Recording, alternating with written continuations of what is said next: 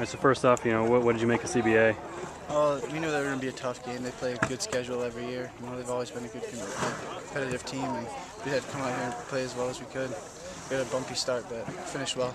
Well, what changed there between the first and second quarter when you took that 4-goal lead at halftime?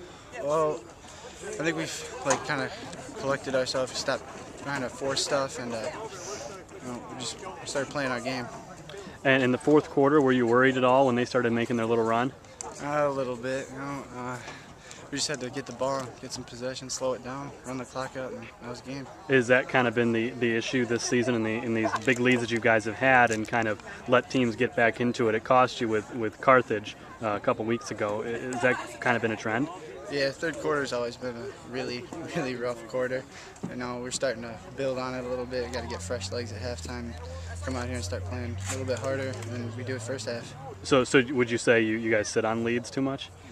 Sometimes, yeah. We sat on that Carthage really bad, and we just couldn't do that today because they could sneak up behind us and take it from us. What was the biggest difference in this one? I think Andrew played a pretty exceptional game. He's always been there to bail us out on some offensive fouls and stuff like that. And mostly, we had a pretty good start. We possessed the ball very well, and took good shots and scored on most of them. Well, what'd you make of CBA this game? It was a tough opponent. Their offense was great. We knew it was coming in. It would be tough. Defense was a little weak, but we ran our stuff and it went well. First half, what was the big difference between the first quarter and second quarter? They kind of hung with you. You took a 5-4 lead after the first quarter, ended up 9-4, or 9-5, excuse me. Well, we just we focused on our offense. At first we were just kind of pushing it, doing too much transition. Coach set us down, told us to run our offense, and that's why we kind of pulled out with the win.